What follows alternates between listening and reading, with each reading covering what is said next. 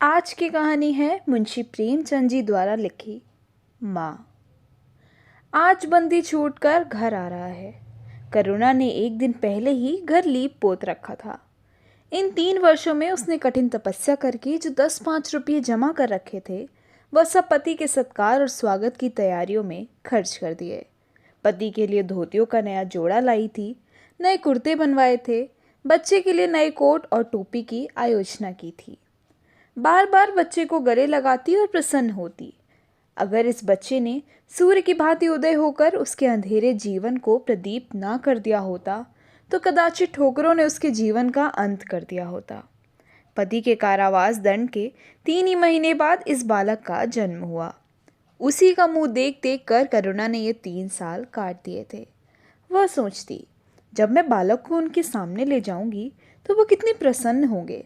उसे देखकर पहले तो चकित हो जाएंगे, फिर गोद में उठा लेंगे और कहेंगे, करुणा, तुमने ये रत्न देकर मुझे निहाल कर दिया।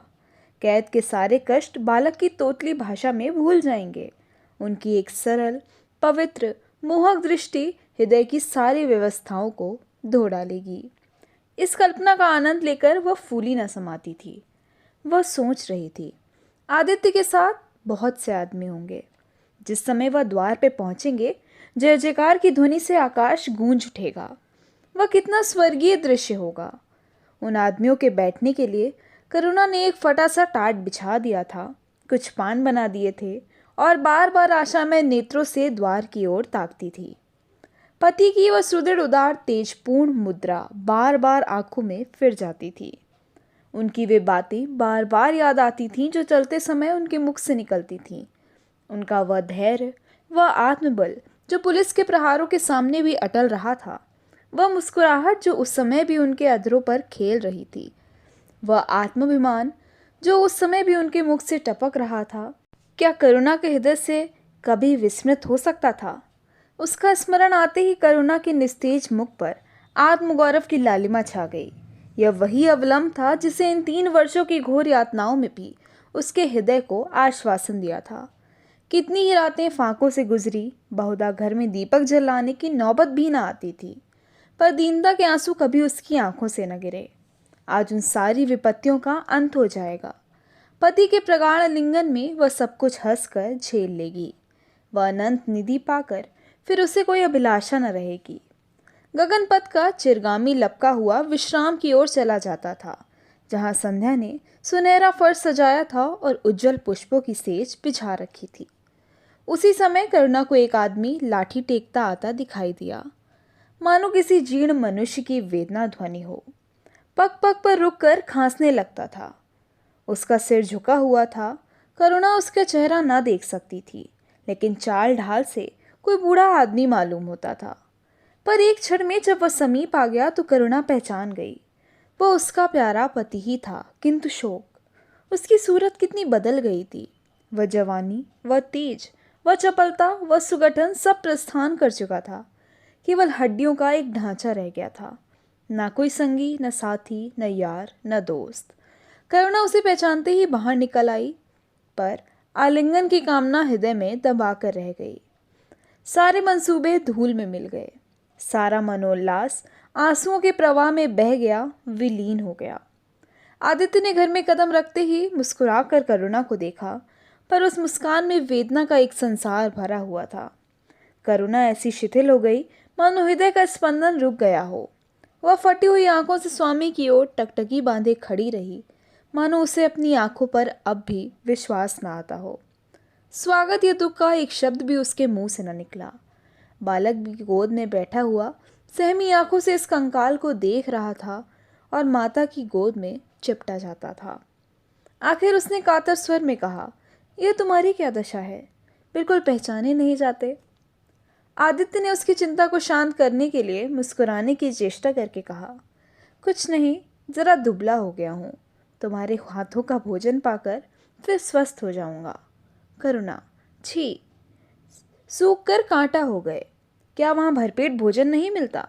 तुम कहते थे राजनैतिक आदमियों के साथ बड़ा अच्छा व्यवहार किया जाता है, और वह तुम्हारे साथी क्या हो गए जो तुम्हें आठों पहर घेरे रहते थे और तुम्हारे पसीने की जगह खून बहाने को भी तैयार रहते थे। आदित्य की त्योरियों पर बल पड़ गए। बोले, ये बड़ा ही कटु अनुभव है करुणा।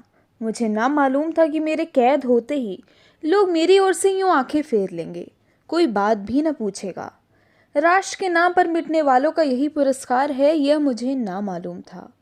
जनता अपने सेवकों को बहुत जल्द भूल जाती है, यह तो मैं जानता था, लेकिन अपने सहयोगी और सहायक इतने बेवफा होते हैं, इसका मुझे यह पहला ही अनुभव हुआ। लेकिन मुझे किसी से कोई शिकायत नहीं। सेवा स्वयं अपना पुरस्कार है।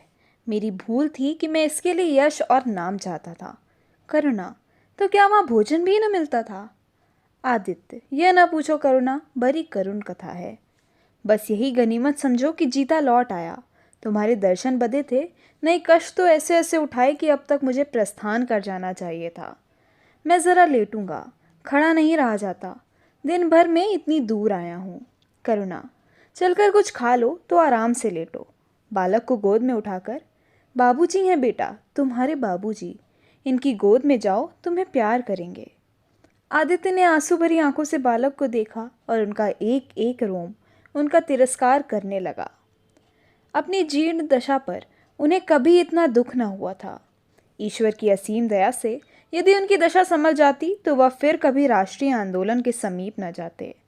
इस फूल से बच्चे को यूं संसार में लाकर दरिद्रता की आग में झोंकने का उन्हें क्या अधिकार था? वह अब लक्ष्मी की उपासना करेंगे और अपना क्षुद्र जीवन बच्चे के लालन पालन के लिए अर्पित कर देंगे। उन्हें इस समय ऐसा ज्ञात हुआ कि बालक उन्हें उपेक्षा की दृष्टि से देख रहा है, मानो कह रहा है, मेरे साथ आपने कौन सा कर्तव्य पालन किया। उनकी सारी कामना, सारा प्यार बालक को हृदय से लगा देने के लिए अधीर हो उठा, पर हाथ फैल न सके, हाथों में शक्ति ही न थी। करुणा बालक को लिए हुए उठी और थाली में कुछ भोजन निकाल कर लाई। आदित्य ने क्षुधापूर्ण नेत्रों से थाली की ओर देखा, मानो आज बहुत दिनों के बाद कोई खाने की चीज सामने आई है। जानता था कि कई दिनों के उपवास के बाद और आरोग्य की इस गई गुजरी दशा में उसे जबान काबू में रखनी चाहिए, पर सब्र ना कर सका। थाली पर टूट पड़ा और देखते देखते थाली साफ कर दी। करुणा सशंक हो गई। उसने दोबारा किसी चीज के लिए न पूछा। थाली उठाकर चली गई, पर उसका दिल कह रहा था, इतना तो कभी न खाते थे। करुणा बच्चे को कुछ खिला रही थी कि एकाएक कानों में आवाज आई, करुणा। करुणा ने आकर पूछा, क्या तुमने मुझे पुकारा है? आदित्य का चेहरा पीला पड़ गया था और सांस जोर जोर से चल रही थी। हाथों के सहारे वही टाट पर लेट गए थे। करुणा उनकी यह हालत देखकर घबरा गई। बोली, जाकर किसी वैद्य को बुला लाऊं? आदित्य ने हाथ के इशारे से उसे मना करके कहा, व्यर्थ है करुणा, अब तुमसे छुपाना व्यर्थ है। मुझे तपेदिक हो गया है, कई बार मरते मरते बच गया हूँ। तुम लोगों के दर्शन बदे थे, इसलिए प्राण ना निकलते थे। देखो प्रिय, रो मत। करुणा ने सिसकियों को दबाते हुए कहा, मैं वैद्य को लेकर अभी आती हूँ। आदित्य ने फिर सर हिलाया, नहीं करुणा, केवल मेरे पास बैठी रहो। अब किसी से कोई आशा नहीं है। डॉक्टरों ने जवाब दे दिया है। मुझे तो यह आश्चर्य है कि यहाँ तक पहुँच कैसे गया। न जाने कौन दैवी शक्ति मुझे वहाँ से खींच लाई। कदाचित यह इस बुझते हुए दीपक की अंतिम झलक थी। आह, मैंने तुम्हारे साथ बड़ा अन्याय किया, इसका मुझे हमेशा दुख रहेगा। मैं तुम्हें कोई आराम न दे सका, तुम्हारे लिए कुछ कर न सका। केवल सुहाग का दाग लगाकर और एक बालक के पालन पोषण का भार छोड़कर चला जा रहा हूँ। करुणा ने हृदय को दृढ़ करके कहा, तुम्हें कहीं दर्द तो नहीं है? आग बना लाऊं? कुछ बताते क्यों नहीं? आदित्य ने करवट बदल कर कहा, कुछ करने की ज़रूरत नहीं प्रिय, कहीं दर्द नहीं। बस ऐसा मालूम हो रहा है कि दिल बैठा जाता है, जिससे पानी में डूबा जाता हूँ।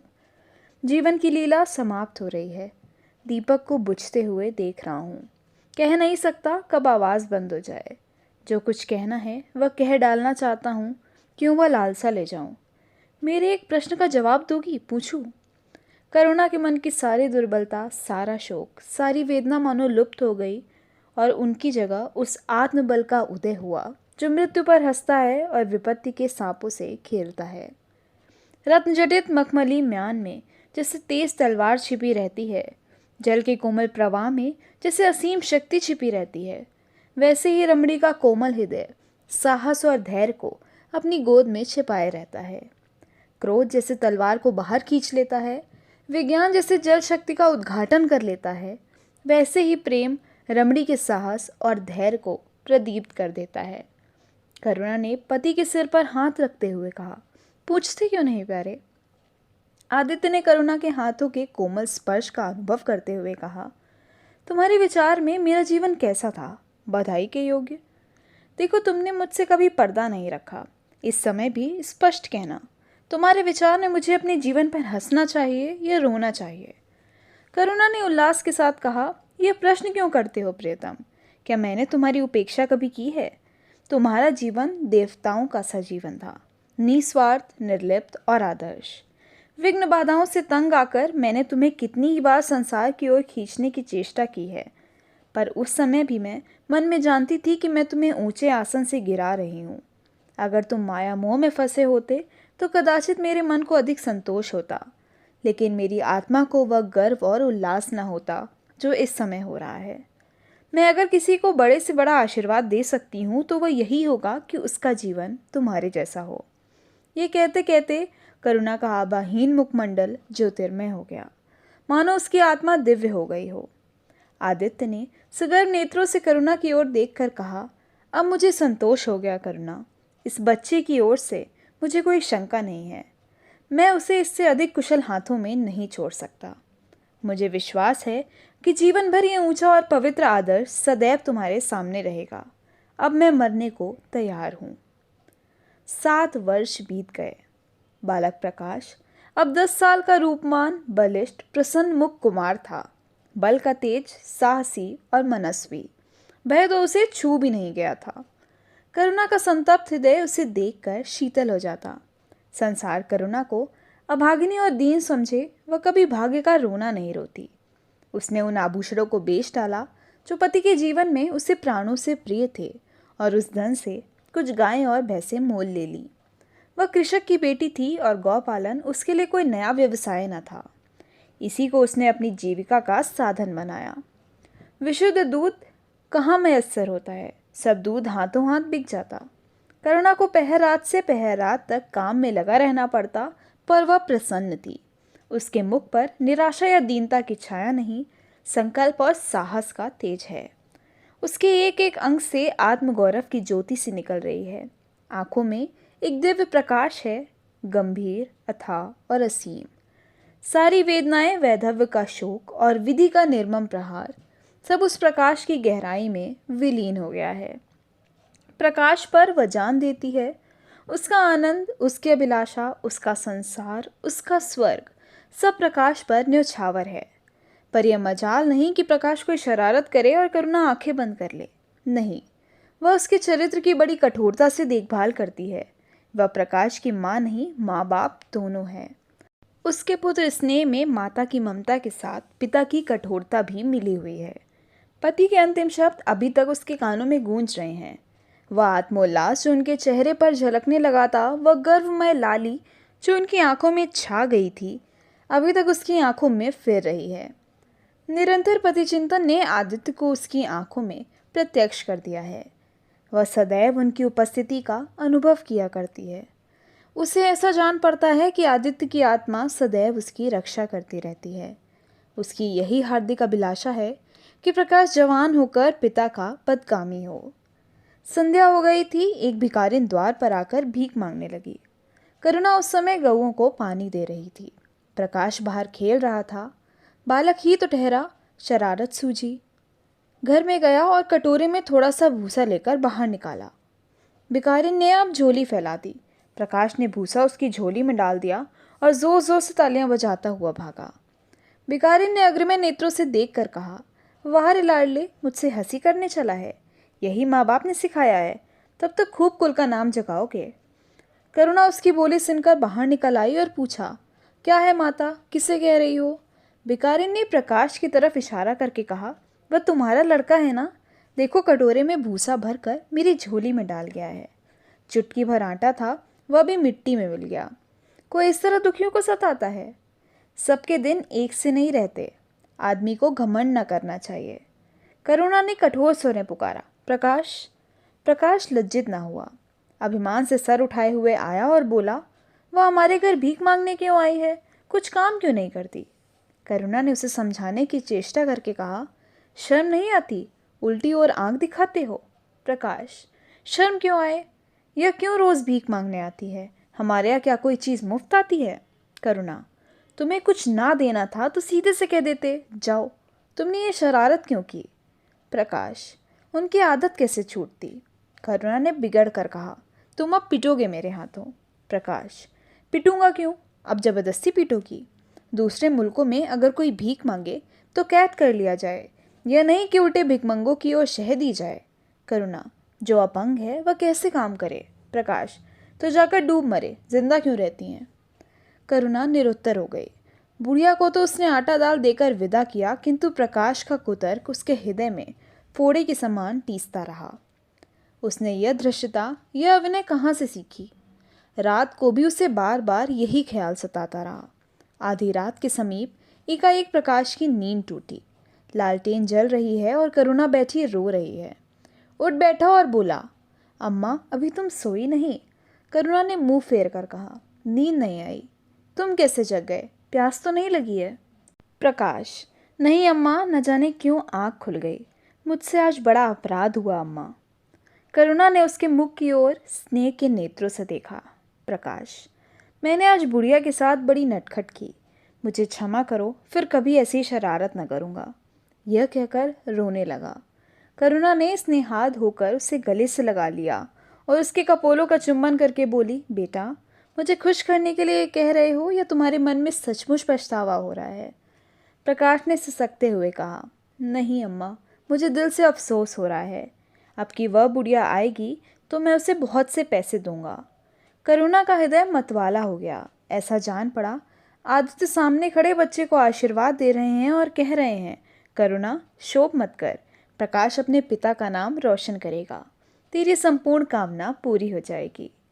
लेकिन प्रकाश के कर्म और वचन में मेल न था और दिनों के साथ उसके चरित्र का अंग प्रत्यक्ष होता जाता था।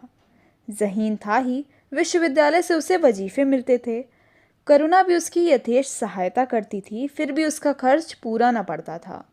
वह मितव्ययता और सरल जीवन पर विद्वता से भरे हुए व्याख्यान दे सकता था, पर उसका रहन सहन फैशन के अंधभक्तों से जौ भर घटकर न था। प्रदर्शन की धुन उसमें हमेशा सवार रहती थी। उसके मन और बुद्धि में निरंतर द्वंद्व होता रहता था। मन जाति की ओर था, बुद्धि अपनी ओर। बुद्धि मन को दबाए रहती थी। उसके सामने मन की एक न चलती थी। जाति सेवा ऊसर की खेती है, वहाँ बड़े से बड़ा उपहार जो मिल सकता है वह है गौरव और यश, पर वह भी स्थायी नहीं। इतना अस्थिर कि क्षण में जीवन भर की कमाई कर पानी फिर सकता है। अतएव उसका अंतःकरण अनिवार्य वेग के साथ विलासमय जीवन की ओर झुकता था, यहाँ तक कि धीरे धीरे उसे त्याग और निग्रह से घृणा होने लगी। वह दुर्व्यवस्था और दरिद्रता का हेय समझता था। उसके हृदय न था, भाव न थे, केवल मस्तिष्क था।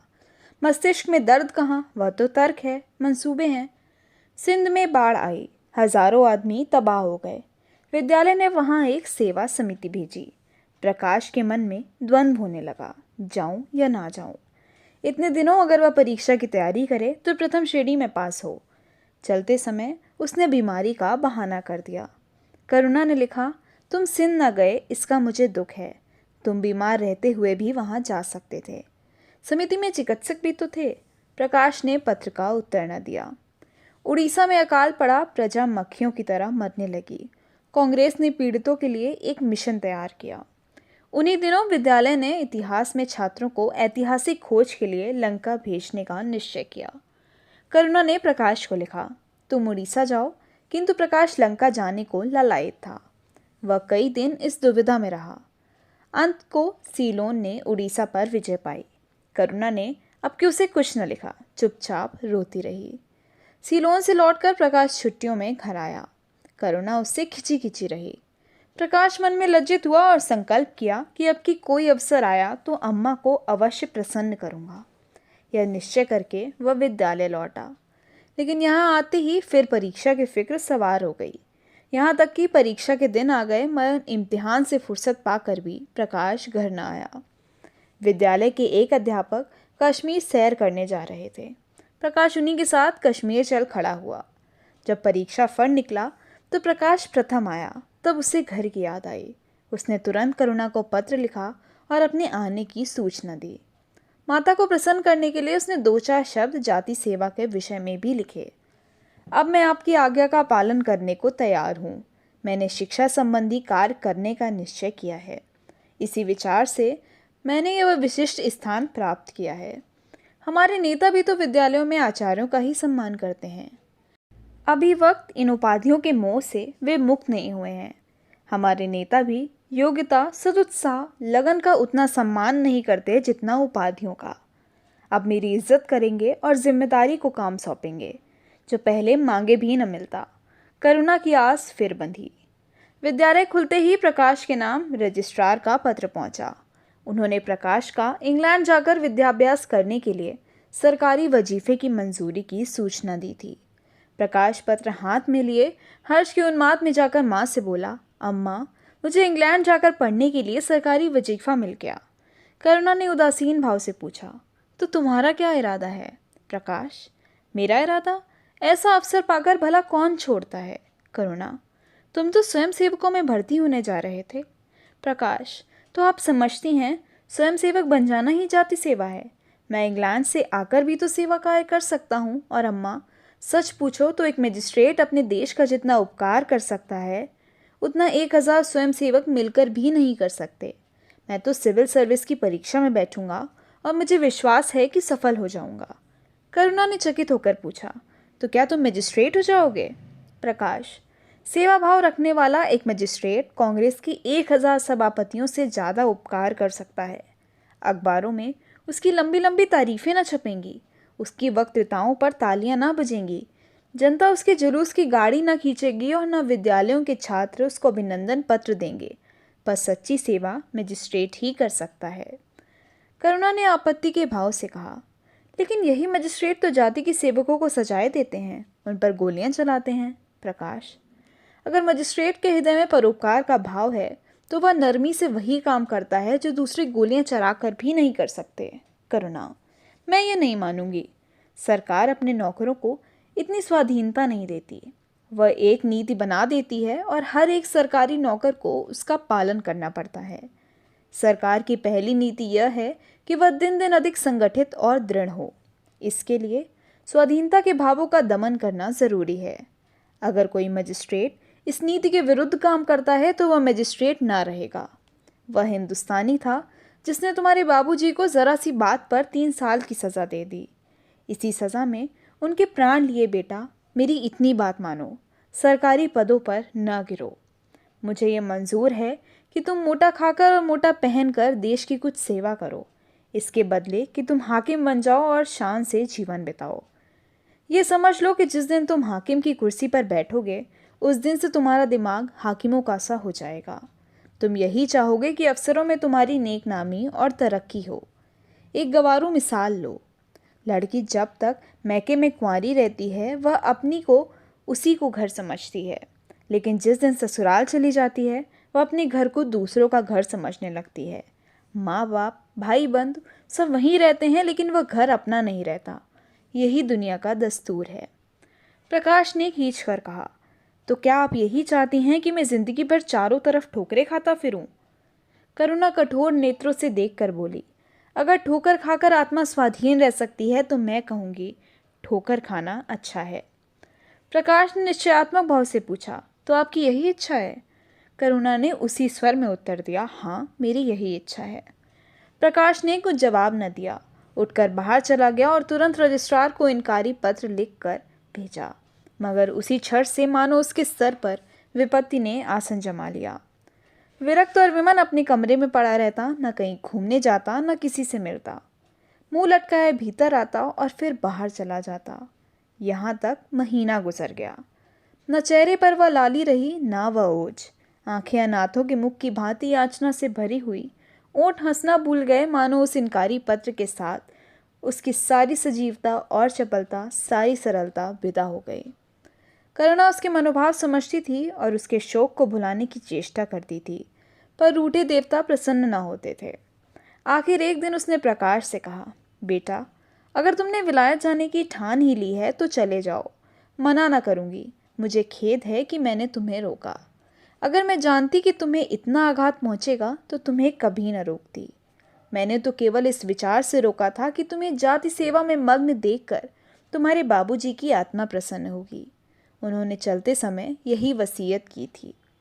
प्रकाश ने रुखाई से जवाब दिया, अब क्या जाऊँगा, इनकारी खत लिख चुका।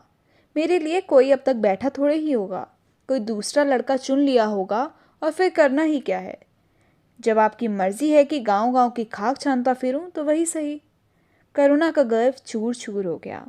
इस अनुमति से उसने बाधा का काम लेना चाहा था, पर सफल न हुई। बोली, अब कोई न चुना गया होगा, लिख दो, मैं जाने को तैयार हूँ। प्रकाश ने झुंझला कर कहा, अब कुछ नहीं हो सकता, लोग हंसी उड़ाएंगे। मैंने तय कर लिया है कि जीवन को आपकी इच्छा के अनुकूल बनाऊंगा। करुणा, तुमने अगर शुद्ध मन से यह इरादा किया होता तो यूं न रहते। तुम मुझसे सत्याग्रह कर रहे हो। अगर मन को दबाकर मुझे अपनी राह का कांटा समझकर तुमने मेरी इच्छा पूरी भी की तो क्या।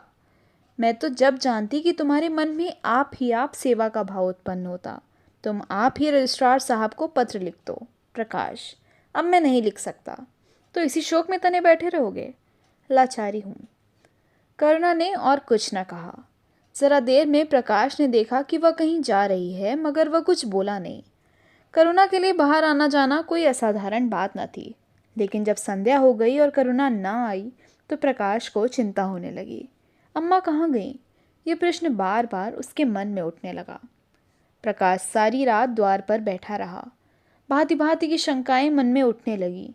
उसे अब याद आया, चलते समय करुणा कितनी उदास थी, उसकी आंखें कितनी लाल थीं। यह बातें प्रकाश को उस समय क्यों न नजर आईं? वह क्यों स्वार्थ में अंधा हो गया था? हाँ, अब प्रकाश को याद आया, माता ने साफ सुथरे कपड़े पहने थे, उसके हाथ में छतरी भी थी। तो क्या वह कहीं बहुत दूर गई हैं? किससे पूछूं? अनिष्ट के भय से प्रकाश रोने लगा। श्रावण की अंधेरी भयानक रात थी। आकाश में श्याम मेघमालाएं भीषण स्वप्न की भांति छाई हुई थीं। प्रकाश रह रहकर आकाश की ओर देखता था, मानो करुणा उन्हीं मेघमालाओं में छिपी बैठी है।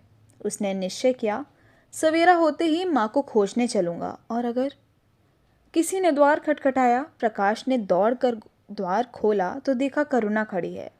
उसका मुखमंडल इतना खोया हुआ, इतना करुण था, जैसे आज ही उसका सुहाग उठ गया हो, जैसे संसार में अब उसके लिए कुछ नहीं रहा, जैसे वह नदी के किनारे खड़ी अपनी लदी हुई नाव को डूबते देख रही है और कुछ नहीं कर सकती। प्रकाश ने अधीर होकर पूछा, अम्मा कहाँ चली गई थी? बहुत देर लगाई। करुणा ने भूमि की ओर ताकते हुए जवाब दिया, एक काम से गई थी, देर हो गई। यह कहते हुए उसने प्रकाश के सामने एक बंद लिफाफा फेंक दिया। प्रकाश ने उत्सुक होकर लिफाफा उठा लिया। ऊपर ही विद्यालय की मुहर थी। तुरंत ही लिफाफा खोलकर पड़ा। हल्की सी लालिमा चेहरे पर दौड़ गई। पूछा, यह तुम्हें कहाँ मिल गया अम्मा? करुणा, तुम्हारे रजिस्ट्रार के पास से लाई हूँ। क्या तुम वहाँ चली गई थी? और क्या करती? कल तो गाड़ी का समय न था, मोटर ले ली थी।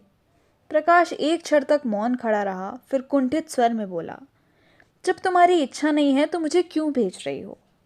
करुणा ने विरक्त भाव से कहा, इसीलिए क्योंकि तुम्हारी जाने की इच्छा है। तुम्हारा यह मलिन वेश नहीं देखा जाता। अपने जीवन के 20 वर्ष तुम्हारी हितकामना पर अर्पित कर दिए, अब तुम्हारी महत्वाकांक्षा की हत्या नहीं कर सकती। तुम्हारी यात्रा सफल हो, यही हमारी हार्दिक अभिलाषा है। करुणा का कंठ रुद्ध हो गया और कुछ न कह सकी। प्रकाश उसी दिन से यात्रा की तैयारियां करने लगा। करुणा के पास जो कुछ था वह सब कुछ खर्च हो गया। कुछ ऋण भी लेना पड़ा। नए सूट बने, सूटकेस लिए गए। प्रकाश अपनी धुन में मस्त था। कभी किसी चीज़ की फरमाइश लेके आता, कभी किसी और चीज़ की। करुणा इस एक सप्ताह में इतनी दुर्बल हो गई है, उसके बालों पर कितनी सफ़ेदी आ गई है, चेहरे पर कितनी झुर्रियाँ पड़ गई हैं, ये उसे कुछ न नज़र आता। उसकी आंखों में इंग्लैंड के दृश्य समाये हुए थे। महत्वाकांक्षा आंखों पर पर्दा डाल देती है। प्रस्थान का दिन आया। आज कई दिनों के बाद धूप निकली थी। करुणा स्वामी के पुराने कपड़ों को बाहर निकाल रही थी। उनकी गाढ़े की चादरें, खद्दर के कुर्ते पजामे और लिहाफ अभी तक संदूक में संचित थे। प्रतिवर्ष वे धूप में सुखाए जाते और झाड़ पोंछ कर रख दिए जाते थे। करुणा ने आज फिर उन कपड़ों को निकाला, मगर सुखा कर रखने के लिए नहीं, गरीबों में बांट देने के लिए। वह आज पति से नाराज है। वह लुटिया, डोर और घड़ी जो आदित्य की चिर संगिनी थी और जिनकी 20 वर्ष से करुणा ने उपासना की थी, आज निकाल कर आंगन में फेंक दी गई। वह झोली जो बरसों आदित्य के कंधों पर आरूढ़ रह चुकी थी, आप कूड़े में डाल दी गई। वह चित्र जिसके सामने 20 वर्ष से करुणा सिर झुकाती थी, आज वही निर्दयता से भूमि पर डाल दिया गया। पति का कोई स्मृति चिन्ह वह अब अपने घर में नहीं रखना चाहती थी। उसका अंतःकरण शोक और निराशा से विदीर्ण हो गया, और पति के सिवा वह किस पर क्रोध उतारे? कौन उसका अपना है? वह किससे अपनी व्यथा कहे, किसे अपनी छाती चीर कर दिखाए? वह होते तो क्या आप प्रकाश दास्ता की जंजीर गले में डालकर फूला न समाता? उसे कौन समझाए कि आदित्य भी इसी अवसर पर पछताने के सिवा और कुछ न कर सकते। प्रकाश के मित्रों ने आज उसे विदाई का बोझ दिया था। वहां से वह संध्या समय कई मित्रों के मोटर पर लौटा। सफर का सामान मोटर पर रख दिया गया। तब वह अंदर आकर माँ से बोला, अम्मा जाता हूँ, मुंबई पहुंचकर पत्र लिखूंगा। तुम्हें मेरी कसम, रोना मत और मेरे खतों का जवाब बराबर देना। जैसे किसी लाश को बाहर निकालते समय संबंधियों का धैर्य छूट जाता है, रुके हुए आंसू निकल पड़ते हैं और शोक की तरंगें उठने लगती हैं, वही दशा करुणा की हुई। कलेजे में एक हाहाकार हुआ जिसने उसकी दुर्बल आत्मा के एक एक अणु को कपा दिया। मालूम हुआ पाँव पानी में फिसल गया है और वह लहरों में बही जा रही है। उसके मुख से शोक या आशीर्वाद का एक शब्द भी न निकला। प्रकाश ने उसके चरण छुए, अश्रुजल से माता के चरणों को पखारा, फिर बाहर चला। करुणा पाषाण मूर्ति की भांति खड़ी रही। सहसा ग्वाले ने आकर कहा, बहू जी, भैया चले गए, बहुत रोते थे। तब करुणा की समाधि टूटी। देखा सामने कोई नहीं है।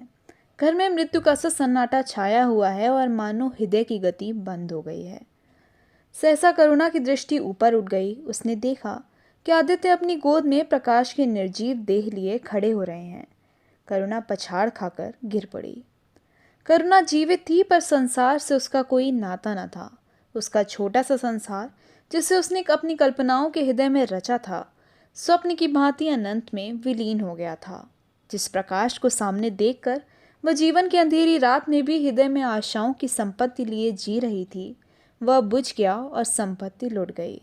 अब न कोई आश्रय था और न उसकी ज़रूरत।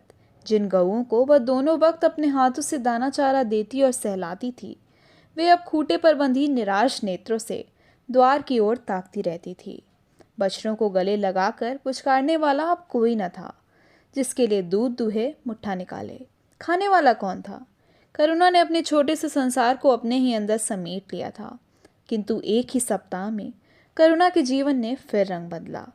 उसका छोटा सा संसार फैलते फैलते विश्वव्यापी हो गया। जिस लंगर ने नौका को तट से एक केंद्र पर बांध रखा था, वह उखड़ गया। अब नौका सागर के अशेष विस्तार में भ्रमण करेगी, चाहे वह उद्दाम तरंगों के वक्ष में ही क्यों न विलीन हो जाए। करुणा द्वार पर आ बैठती और मोहल्ले भर के लड़कों को जमा करके दूध पिलाती। दोपहर तक मक्खन निकालती और वह मक्खन मोहल्ले के लड़के खाते। फिर भांति भांति के पकवान बनाती और कुत्तों को खिलाती। अब यही उसका नित्य का नियम हो गया। चिड़ियाँ, कुत्ते, बिल्लियाँ, चींटे चींटियाँ सब अपने हो गए। प्रेम का वह द्वार अब किसी के लिए बंद न था। उस अंगुल भर जगह में जो प्रकाश के लिए भी काफ़ी न था, अब समस्त संसार समा गया था। एक दिन प्रकाश का पत्र आया। करुणा ने उसे उठाकर फेंक दिया। फिर थोड़ी देर बाद उसे उठाकर फाड़ डाला और चिड़ियों को दाना चुगाने लगी। मगर जब निशा योगिनी ने अपनी धूनी जलाई और वेदनाएं उससे वरदान मांगने के लिए विकल हो कर चली, तो करुणा की मनोवेदना भी सजग उठी। प्रकाश का पत्र करने के लिए उसका मन व्याकुल हो उठा। उसने सोचा, प्रकाश मेरा कौन है? मेरा उससे क्या प्रयोजन? हाँ, प्रकाश मेरा कौन है? प्रकाश मेरा कौन है? हृदय ने उत्तर दिया, प्रकाश तेरा सर्वस्व है। वह तेरे उस अपर प्रेम की निशानी है जिससे तू सदैव के लिए वंचित हो गई। वह तेरे प्राण है, तेरे जीवन दीपक का प्रकाश, तेरी वंचित कामनाओं का माधुर्य, तेरे अश्रुजल में विहार करने वाला हंस। करुणा उस पत्र के टुकड़ों को जमा करने लगी, मानो उसके प्राण बिखर गए हों। एक एक टुकड़ा उसे अपने खोए हुए प्रेम का एक पद चिन्ह सा मालूम होता। जब सारे पुर्जे जमा हो गए तो करुणा दीपक के सामने बैठकर उसे जोड़ने लगी। जैसे कोई वियोगी हृदय प्रेम के टूटे हुए तारे को जोड़ रहा हो। पत्र दोनों ओर लिखा था, इसलिए पुर्जों को ठीक स्थान पर रखना और भी कठिन था। कोई शब्द, कोई वाक्य बीच में गायब हो जाता। उसे एक टुकड़े को वह फिर खोजने लगती। सारी रात बीत गई पर पत्र अभी तक अपूर्ण था। दिन चढ़ाया। मोहल्ले के लड़के मक्खन और दूध की चाह में एकत्र हो गए। कुत्तों और बिल्लियों का आगमन हुआ। चिड़िया आ आकर आंगन में फुदकने लगी। कोई ओखली पर बैठी, कोई तुलसी के चौतरे पर करुणा को सिर उठाने तक की फुर्सत नहीं। दोपहर हुई। करुणा ने सिर न उठाया। न भूख थी न प्यास। फिर संध्या हो गई पर वह पत्र अभी तक अधूरा था। पत्र का आशय समझ में आ रहा था। प्रकाश का जहाज कहीं से कहीं जा रहा है। उसके हृदय में कुछ उठा हुआ है। क्या उठा हुआ है यह करुणा न सोच सकी। करुणा पुत्र की लेखनी से निकले हुए एक एक शब्द को पढ़ना और उसके हृदय पर अंकित कर लेना चाहती थी। इस भांति 3 दिन गुजर गए। संध्या हो गई थी। 3 दिन की जागी आंखें जरा झपक गईं। करुणा ने देखा एक लंबा चौड़ा कमरा है। उसमें मेजें और कुर्सियां लगी हुई हैं। बीच में ऊंचे मंच पर कोई आदमी बैठा हुआ है। करुणा ने ध्यान से देखा, प्रकाश था। एक क्षण में एक कैदी उसके सामने लाया गया। उसके हाथ पांव में जंजीर थी, कमर झुकी हुई। यह आदित्य थे। करुणा की आंखें खुल गईं, आंसू बहने लगे।